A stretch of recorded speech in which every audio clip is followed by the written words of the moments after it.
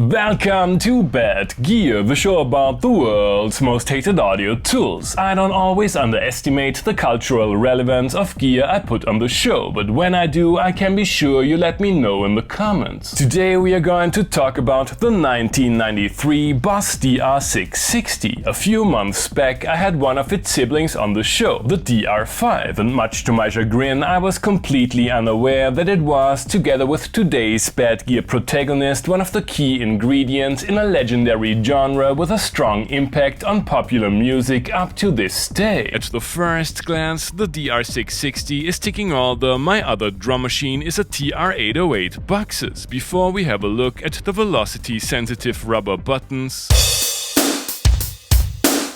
archaic drum sequencer with a few tricks up its sleeve,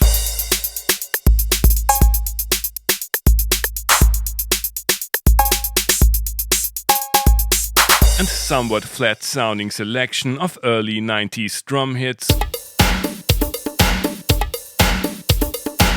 we should take a deep dive into the history of the influential genre defined by this machine. We are of course talking about Memphis rap, aka horrorcore, which originated in the late 80s far away from the west and east coast. While the style was 808 heavy from the beginning, producers had to make do without the big budgets of coastal area hip-hop, so affordable drum machines like the 660 were a game changer for the Porter studio-based home studios, churning out slow and dark lo-fi beats with booming basses, melodic cowbells and other proto-trap and phonk elements. Classic mixtapes featuring the drum machine are, among many others, DJ Cirque's Too Thick Tape and Shorty Pimp and MC Spade's solo tape. Unlike the aforementioned DR5, the 660 is a drum machine in its purest form. Tonal sounds are kept to a bare minimum, and there is no chromatic mode. Our Memphis heroes worked around this by mapping multiple transposed versions of a sample to a range of pads.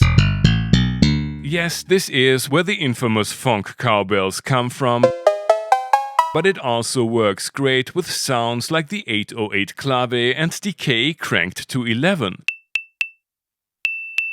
As we are talking about sound design possibilities, the 660 offers a wide sample transposition range, simple envelope, and the Nuance parameter lets you seamlessly dial in variations for sounds like cymbals or snares. There is a disturbing lack of 909 hi-hats, but the 808 kit is a thing of legends. The FX section is limited to chorus and the reverb, and nothing to call home about. The sequencer is clunky yet surprisingly powerful. Practical quantization options, micro-timing, flams, and the usual real-time and step recording modes are to be expected, but pattern lengths of up to 80 quarter notes are nice, and the easily accessible roll functionality might be the birthplace of the garden sprinkler hi-hats we know today.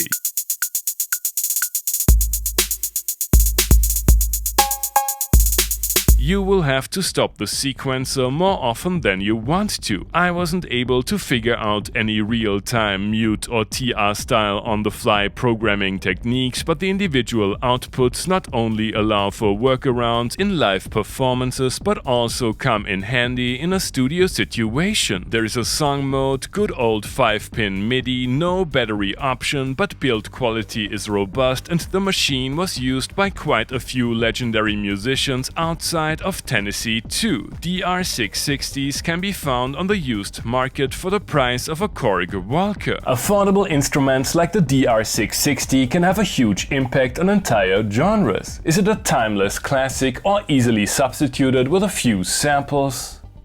You have already heard Dr. Rhythm in today's intro tune. I failed to emulate the crunch of a half-broken tape deck, but low-pitched cowbells just do the trick every time. Let's start this out with a cleaner version of the 808 kit and throw in a few tonal samples for good measure.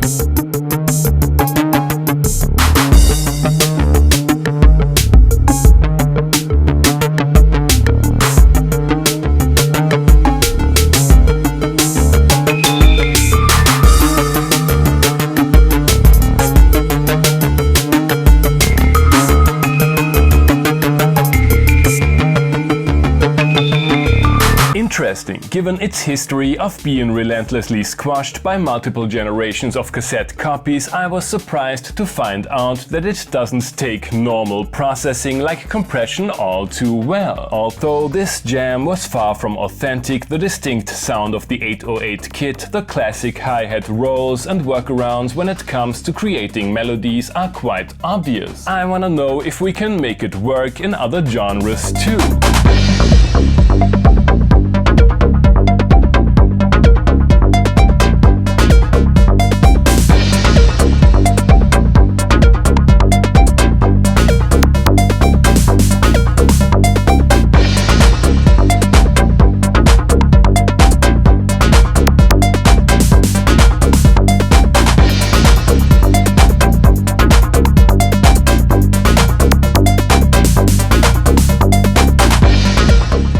That was easier than expected. A pair of 909 hi-hats would have been great, but you can make the synth bass sample shine with a little FX pedal love. After listening to quite a few mixtapes, I don't feel qualified to bust out the 12-bit samplers and tape decks for a Memphis rap finale. Time for some unconstrained cowbell o-get-on and downtempo industrial drift funk absurdity.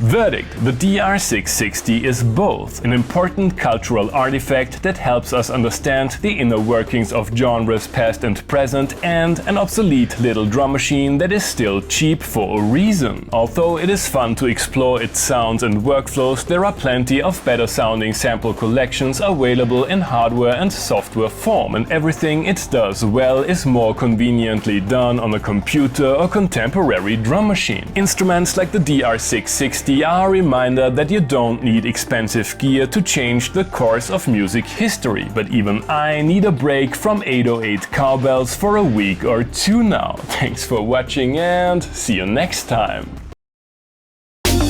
Hey guys, I hope you enjoyed the episode. Feel free to like, subscribe, become a patron, leave a comment what other kind of gear you would like to see and hear on the show, and use one of the links down below that support the channel regardless of what your bad gear gas commands you to buy.